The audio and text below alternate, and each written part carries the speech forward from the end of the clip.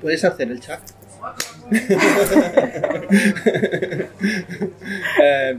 Beautiful. Bonjour. Bonjour. Ça va? Ça va très bien et vous? Très bien. Magnifique. Contigo, a tu lado. Magnifique. Y hablando de tu película, aún más. En parlant de votre film. Yo siempre empiezo las entrevistas preguntando lo mismo, y es ¿por qué haces cine? Je commence toujours les interviews en posant la même question. Pourquoi vous faites du cinéma? Bonne question. Je viens pas du tout de ce milieu. Ni de près ni de loin. J'ai pas fait d'école, mes parents sont pas là-dedans, je connaissais personne. Je suis juste quelqu'un qui a toujours écrit, sans penser un jour que j'allais en faire mon métier. Je pensais que c'était vraiment juste un besoin vital, juste une sorte d'exutoire de temps à autre. Mais j'ai littéralement toujours écrit depuis mes 6 ans jusqu'à maintenant.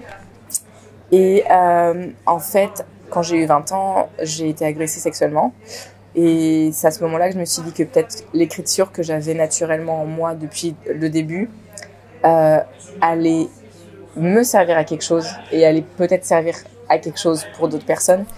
Et c'est là où je me suis dit, ok, je vais écrire une histoire pour d'autres femmes à qui c'est arrivé. Et de façon naturelle, quand j'écrivais, j'avais des images en tête et je me suis dit, peut-être que j'en ferai un film. J'en ai fait un court-métrage. J'ai la chance qu'il marche, qu'il soit à la Cannes, dans une 60aine de festivals, on a gagné des prix, etc. Et c'est à ce moment-là où je me suis dit, où j'ai compris en fait le pouvoir d'un film. Qu'est-ce qu'était un film? Ça pouvait aider, ça pouvait sauver, ça pouvait éveiller, etc. Et là, je me suis dit, ok, j'ai envie de continuer. Et c'est pour ça que je fais du cinéma aujourd'hui. Es una muy buena pregunta. Yo no vengo del cine, no he hecho de escuela de cine, nadie en mi familia es del cine, pero siempre he escrito desde que tenía 6 años hasta la actualidad. Es una necesidad vital para mí. Y lo que ocurrió es que cuando tenía 20 años pues sufrí una agresión sexual y entonces sentí la necesidad de escribir sobre el tema, primero para mí, pero también para otras personas, ¿no? Y al principio, pues, entonces me vinieron imágenes, pensé que podía hacer una película, hice un cortometraje, tuve mucha suerte, estuvo en Cannes, en unos 60 festivales, y entonces me di cuenta del poder de la imagen y del poder de las películas y que podía ayudar y despertar a mucha gente. Yo, para mí, uno de los puntos fuertes de tu película, y siguiendo la máxima esa de que no es lo que se cuenta, sino cómo se cuenta, es tus actrices, tus 3 actrices. No sé si... voy a decir los nombres: Lea Uber, Medina Diagra, Salma Takaline y también Oscar Al-Jafian. ¿Dónde los encuentras? ¿Cómo fue el proceso? Porque a mí me parece fundamental estas 3. Sin ellas no hay película. Ouais. Y ellas son la película. J'ai compris. Oui, En fait... ¿Lo has entendido todo? Fantástico. Me encanta. En fait, quand je cherche des acteurs pour mes films, je veux l'évidence, je veux tomber amoureux d'eux. Rien qu'en parlant avec quelqu'un, même s'il n'est pas du tout du milieu, je peux savoir, je sais pas, j'ai cet instinct qui dit, je peux savoir si la personne peut être faite pour le rôle en fait. Et j'ai juste besoin, je sais pas, de voir comment il parle, la façon dont il agit, la lumière dans ses yeux, ses gestes, etc. Et donc je cherchais cette évidence. Seulement, quand ça fait 10 ans qu'on écrit, on cherche plus que l'évidence. C'est-à-dire que j'ai des images en tête. Et donc on a posté sur les réseaux sociaux et les sites de casting, on a posté des annonces pour les 3 filles. Et on a reçu 900 vidéos. Combien? 900. Normalement, on a une directrice de casting qui filtre seulement moi. Ça fait 10 ans que je bosse sur mon projet. Donc j'ai absolument envie de regarder 900 vidéos parce que je me dis, ça se trouve, elle va passer à côté de quelqu'un qui aurait pu me plaire, parce que c'est tellement inexplicable la connexion entre un acteur et un réal que je voulais toutes les voir. Et j'ai trouvé mes évidences. C'était pas forcément les meilleures au niveau du casting, mais c'était, je ne sais pour quelle raison, les personnes qui devaient interpréter les rôles. Ça a été un peu différent pour Salma Takaline, où en fait, chaque été, depuis 4-5 ans, je vais dans des milieux défavorisés en France, dans plusieurs villes, pour apprendre à des jeunes à faire des films. Et elle faisait partie de ces jeunes. Et un jour, elle est arrivée à Strasbourg. Elle a traversé la salle, je l'ai vue. J'ai eu un coup de foudre pour elle et j'ai dit, écoute, je suis en train de préparer un film. Je sais pas encore s'il va se faire, mais s'il se fait, je veux que ce soit toi. Elle avait même pas ouvert la bouche. Voilà, c'est des coups de foudre. Salma Takaline. Takaline, Zineb. Ouais. Zineb, ouais. Pues sí, para mí los actores pues tengo que enamorarme de ellos, tiene que ser algo evidente, tengo que darme cuenta al hablar de ellos, ver cómo se comportan, sus gestos, la luz en sus ojos, ¿no? Entonces para mí en este caso era más que importante porque ya 10 años trabajando, esperando para hacer esta película. Entonces pusimos anuncios en las redes sociales, en las páginas de casting y se enviaron 900 vídeos, ¿no? Y de estos 900 vídeos pues, los miré todos, ¿no? O sea, no quise... no quise delegar porque tenía mucho miedo. Folí. Porque no quería pasar a que hubiera alguien que me fallara, ¿no? Y al final pues sí encontré pues, esas personas que eran que fueron una evidencia, ¿no? Salvo en el caso de Zineb, ¿no? Porque también trabajo pues haciendo talleres de cine en medios desfavorecidos, en barrios desfavorecidos de diferentes ciudades, entre ellas Estrasburgo, y ahí la conocí a ella, Zineb, la vi atravesar la habitación y entonces me enamoré, ¿no? y supe que tenía que ser ella.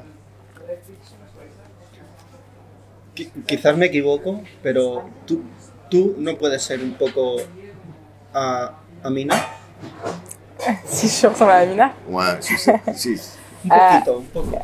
Algo de ti hay ahí, ¿no? C'est un compliment. Ouais.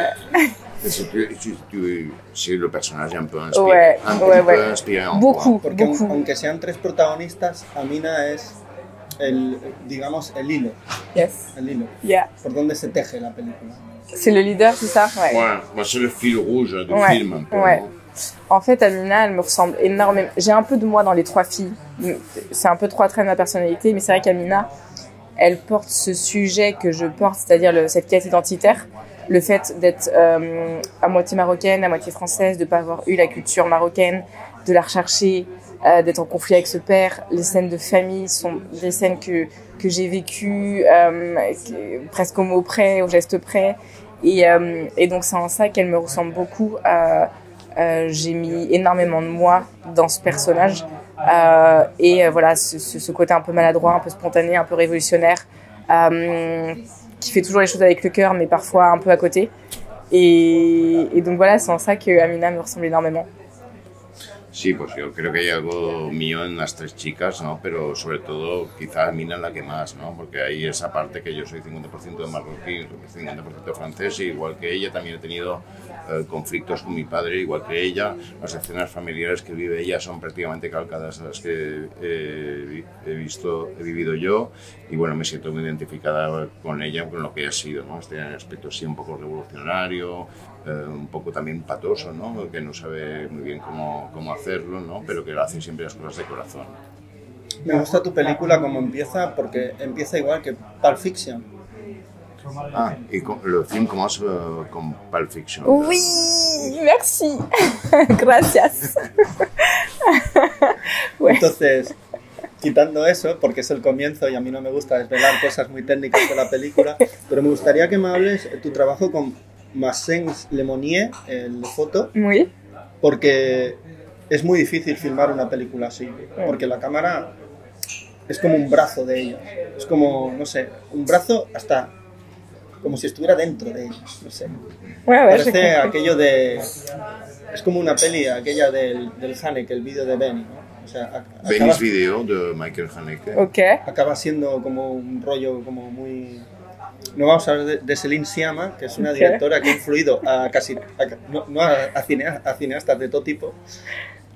Pero, ¿cómo trabajas la técnica? El cuadro, el montaje, la luz, no sé, todo eso a mí me fascina en tu película. Wow, thank you. Porque es muy complicado filmarlo, porque son escenarios naturales, la cámara está ahí, el sonidista, el cámara, el ayudante, el foquista, no sé, ¿cómo han metido a tanta gente ahí? Ouais. En fait, la chose avec ce film, c'est que quand je l'ai écrit, je rêvais de plein de plans. En fait, moi, comme j'ai pas fait d'école de cinéma, la réalisation est un peu instinctive. C'est-à-dire que quand j'écris, je sais déjà comment je vais le filmer, j'ai les images en tête. Mais il y a ce qu'on imagine et la vraie vie. Et le problème, c'est que ce film, entre le moment où on s'est dit qu'on allait le faire et le moment où on l'a fait, il s'est passé même pas 3 mois. Et du coup, j'ai dû recruter mon équipe technique en 1 mois. et préparer ce film en un mois, trouver les lieux en un mois, tout faire en un mois, le casting, etc. Donc avec Maxence, qui est aujourd'hui mon binôme de cœur et pro, on a eu très peu de temps pour préparer le film. Et on a travaillé un peu tous les deux. Moi, je lui ai dit que je voulais une lumière assez naturelle. Et de toute façon, vu le budget du film, qui est d'1 demi-million, on n'avait pas le choix. C'est-à-dire qu'on avait le strict minimum de lumière. On n'avait que le choix entre une caméra épaule et une caméra sur pied. Enfin, donc ça limite beaucoup. Et à la fois, il faut être inventif. Et en fait, le truc, c'est qu'on avait quand même pas mal bossé en amont. Mais tous les soirs, pendant le tournage, quand je m'endormais, avant de m'endormir, je regardais ce que j'allais tourner le lendemain et j'étais là, ok, alors ça, ah non, ça en fait, on va pas faire ça comme ça. Ça, on m'a dit que cette scène-là, que j'avais plus droit qu'à un plan parce que ça allait très très vite, 20 jours de tournage. Donc un plan, j'étais là, comment je peux le faire? Et c'est comme ça qu'il y a plein de scènes qui sont nées la veille pour le lendemain ou voire le jour même pour le jour même. Donc c'est vrai qu'avec Max, on était en création constante, mais dans le présent. On n'a pas préparé vraiment ce film. Et ensuite, au montage, il a fallu réinventer le film, il a fallu ramener plein de choses. La phrase n'existait pas au scénario des fourmis noires. Le son a été un travail incroyable pour moi. Un film, c'est 50% d'image, 50% du son. Donc en fait, je sais pas comment l'expliquer, mais c'est des choses que j'ai en tête. Je sais ce que je veux, je sais comme je le veux. Des fois, ça n'a pas de sens. Des fois, mon équipe me regardait genre, Nora, tu veux vraiment faire tomber des pétales d'un immeuble? Nora, tu veux vraiment faire avancer un téléphone tout seul avec un fil de pêche? Mais je sais pas, comme j'ai pas les codes du cinéma, ben, ça fait que je suis pas dans une case et je fais un peu n'importe quoi, n'importe quand, et apparemment ça marche. Donc je suis contente.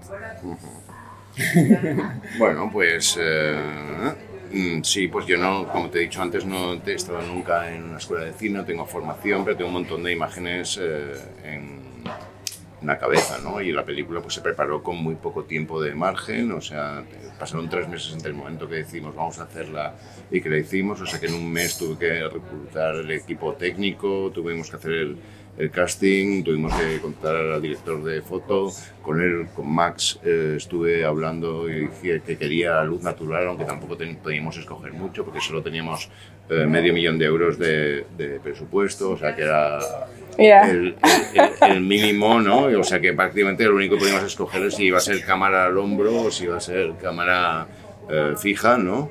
Y lo que hacía pues todas las noches decidir, pensar lo que iba a rodar al día siguiente, de manera que hubo muchísimas cosas que se decidieron en presente, ¿no? Y luego cuando llegó el montaje también la película cambió mucho, ¿no? Por ejemplo, pues metimos la parte de las hormigas negras que no estaban en el guión, luego trabajamos mucho el sonido porque para mí el 50% de una película es el sonido y luego pues no sé, creo que esta manera de prever las cosas sobre la marcha y sin tener formación pues es lo que me ha permitido llevar a hacer cosas pues tan raras, ¿no? Como soltar pétalos o hacer que un teléfono pueda avanzar, ¿no? O sea, eran cosas así un poco locas que se me ocurrían pues porque vengo de ninguna parte y no tengo experiencia de cine, ¿no?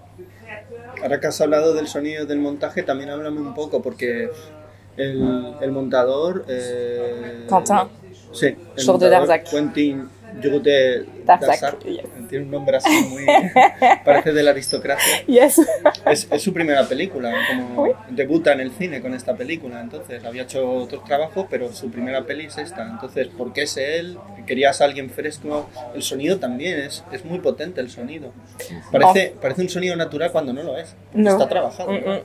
En fait, le truc qu'il faut comprendre, c'est que comme on n'avait pas d'argent, il a fallu... c'était très dur de trouver une équipe technique. Et bah, bien sûr, des gens qui ont fait 3, 4, 5 films viennent pas sur un film où il s'est payé au SMIC, parce que c'était vraiment le SMIC, pas le SMIC du cinéma, le vrai SMIC horaire. Salaire minimum, non? Ouais, le salaire minimum. Et donc, du coup, forcément, on n'a que des jeunes, soit qui font des stages, soit des jeunes qui sortaient d'école, soit des jeunes qui avaient fait que des courts-métrages. Et c'est une équipe, en fait, que de jeunes qui n'avaient pas d'expérience sur ce film, mais qui sont venus pour le message, pour l'histoire. Et c'est comme ça, je pense qu'il y a une magie qui s'est opérée. Il y avait une espèce d'urgence où on savait tous qu'on n'avait pas le temps de le faire, qu'on n'avait pas l'argent pour le faire, qu'il fallait que ça aille vite, mais qu'il fallait que ce soit bien fait. Donc, je sais pas, je pense que l'urgence et le cœur a fait que la magie a opéré. Et Quentin, il avait pas fait de film, il a fait un court-métrage. Mais pareil, fallait trouver un monteur et on me l'a proposé ce gars et j'ai tout de suite accroché parce que, un peu comme moi, il avait pas les codes et donc je sais qu'on allait faire des trucs complètement fous. Et c'est ce qui s'est passé en montage, on se donnait aucune limite. Et voilà, il y avait d'abord une rencontre amicale, et puis après une création de dingue parce que tous les deux, on n'avait pas des codes et qu'il faut savoir qu'on a monté ce film en 1 mois seulement. Et donc, monter un film en 1 mois, faut être complètement dingue. Et Quentin était dingue et c'est pour ça que ça l'a fait. Et le son, aussi, il me demandait sur le son. Pareil, le son a été fait très rapidement, mais je savais exactement ce que je voulais. C'est une de mes parties préférées. J'étais très frustrée d'avoir que 2 semaines pour faire le son du film. Et en fait, on croirait que c'est du son un peu naturel, mais tout est archi travaillé. Et pour moi, c'est le truc primordial. Et là aussi, j'avais une équipe qui a pas compté ses heures, qui a bossé même le week-end, le soir, alors qu'ils étaient pas payés. Mais parce que, le film les a portés. Les apportés, ¿no? Ouais, les enrichissés, ¿no? Oui, voilà. D'accord. Bueno, sí, pues la cosa es que no había dinero, ¿no? Hemos hecho esta película con el salario mínimo, no el salario mínimo de la profesión del cine, sino el salario mínimo en general, por lo cual todos los candidatos pues tenían que ser gente joven, que no había hecho prácticamente nada, que salían del colegio, que habían hecho muy poca cosa sin experiencia, pero venían un poco por el mensaje que iba a transmitir la película. Entonces creo que esa mezcla de también el poco tiempo que teníamos, ¿no? La urgencia de hacer la película y esa implicación en el mensaje hizo que la magia tuviera lugar, ¿no? Para montar tuvimos un mois, ¿no? Pour monter. Un mois. Sí, tuvimos solo un mes y con él pues tuve mucha sintonía porque él también tampoco había hecho gran cosa, solo un corto, y sabía que podíamos probar cosas muy locas, ¿no? Y con el sonido lo mismo, también estaba muy frustrada porque solo pudimos invertir 2 semanas en él, pero también sabía yo exactamente lo que quería y estoy al final muy contenta con el resultado. La peli no parece el presupuesto que ha tenido. Y esto es un logro vuestro, de todo el equipo. Ça n'a pas l'air qu'il n'y a pas d'argent. Wow. Ahora me gustaría que me dijeras cuando tus chicas vieron la película por primera vez, dónde fue, cómo fue, qué sintieron, qué te dijeron. Porque claro, ellas son debutantes, entonces verse en la pantalla haciendo de otras que se parecen mucho a ellas. Entonces... Comment était l'expérience pour elle de se voir dans le film compte tenu que c'est la première fois, se voir dans l'écran, où ça s'est passé? Est-ce que les personnages ressemblent aussi à ce qu'elles sont elles en réalité? Qu'est-ce qu'elles ont ressenti en fait, non? En fait, je vais raconter une anecdote qui est complètement folle. C'était la moitié du film. Je filmais la scène où Amina est dans le hall où elle se fait stopper par Zach. Et bref, on s'en fout que ce soit cette scène-là, mais juste pour dire que donc Léa, à un moment donné, elle voit son retour au combo, tu sais, et elle voit son retour, et tout d'un coup, avant qu'on reprenne, elle dit « Mais je suis en train de faire un film, mais là, je suis dans un film, ça veut dire qu'on est en train de me voir, ça veut dire qu'après je serai au cinéma, et on va me voir. » Et on l'a tous regardé en mode « Mais Léa, oui, t'es dans un film, t'as le rôle principal, d'où tu peux sortir cette phrase après 2 semaines ?» Et en fait, il y a à la fois cette naïveté, mais ils sont tellement bercés par les réseaux sociaux à se filmer H24 pour tout, qu'ils ont aussi ce truc très naturel de la caméra, du placement, des lumières, du meilleur profil, qui fait qu'en fait, il y a eu un côté où ça a été instinctif pour eux, et l'autre où ils ont réalisé très très tardivement qu'ils étaient dans un film, quoi. Pues sí, ahí voy a contar una anécdota en este sentido, ¿no? Que Lea, cuando pues, a mitad de la película, cuando estaban filmando la escena que se encuentra con Sad en el hall de la H&M, ¿no? Se ve en el combo y entonces dice de repente, pues, pero estoy haciendo una película, me van a ver, ¿no? Todo el mundo, o sea, después de 2 semanas se dio cuenta de que estaba haciendo una película, y creo que eso es en parte porque a través de las redes sociales están tan acostumbradas a filmarse, a tener en cuenta todos los factores para filmarse, la luz, etcétera, que no distinguen al final entre una cosa y la otra. Están dentro de Instagram, ¿no? O de TikTok. Elles sont Instagram ou TikTok? Elles sont plus sur TikTok et Snap. Instagram, c'est déjà vieux pour elles. No, digo ellas, que viven dentro de... Elles habitent dans les réseaux, elles vivent dans les réseaux sociaux. Ah oui, En su vida real. c'est leur vie. Non, et puis elles sont toutes vraiment, à part Medina, mais toutes, c'est l'opposé de leur personnage. Ce qui m'avait posé cette question, c'est que elles jouent des rôles vraiment, surtout Zineb. Zineb, dans la vraie vie, elle est comme Djellaba dans le film.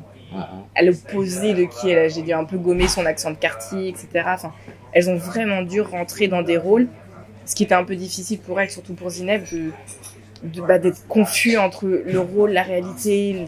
C'était assez, des fois assez dur pour elles.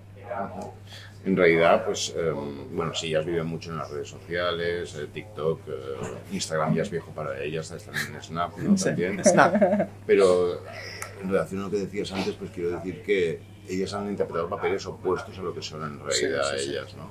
Que Djellaba interpretaba un papel como que en realidad es ella es como Zineb, ¿no? Entonces había siempre un poco de... Fue bastante duro para ellas porque siempre era como muy distinto distinguir realmente entre realidad y ficción.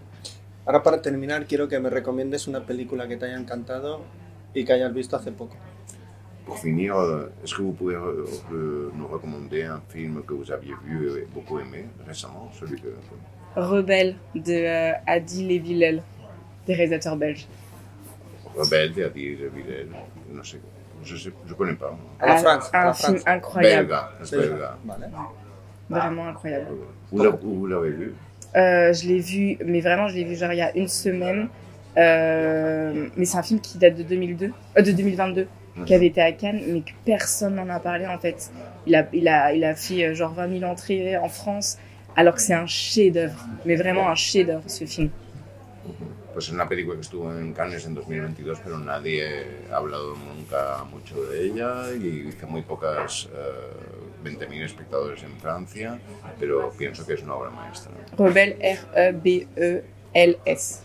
Rebelle au pluriel, non? Ouais, mais que L-S. R-E-B-E-L-S. S. Non. Ouais, voilà. Rebels. Vale. Es que yo creo que, para terminar ya, yo creo que es bonito hacer cine, pero la manera de promocionarlo, venderlo y tal, hay mucho. Y hay algunas películas interesantes que se pierden. C'est joli c'est bien de faire du cinéma, mais le problème c'est qu'il y a tellement de films, donc il y a forcément toujours des bons films qui se perdent. Y en las plataformas. Ouais. Oui. Dans le monde des plateformes. Les grandes folies. Oui, la grande folie. Non, mais et puis on laisse beaucoup de place aux films de personnes qui sont déjà connues. Et c'est un vrai problème, les films dits d'auteurs, de gens dont c'est les premiers films, passent souvent inaperçus, et c'est dramatique parce qu'il y a énormément de beaux films, et c'est pour ça aussi qu'ils se définancent difficilement. Mais il faut s'accrocher. El problema también es que se deja demasiado espacio a las películas de la gente que ya es muy conocida y que tiene más problemas las películas de directores debutantes, pero que hay que seguir luchando. Merci beaucoup. Merci, muchas gracias. Por la película, por este ratito, y yo siempre digo hasta la próxima película. Jusqu'au prochain film. Deal.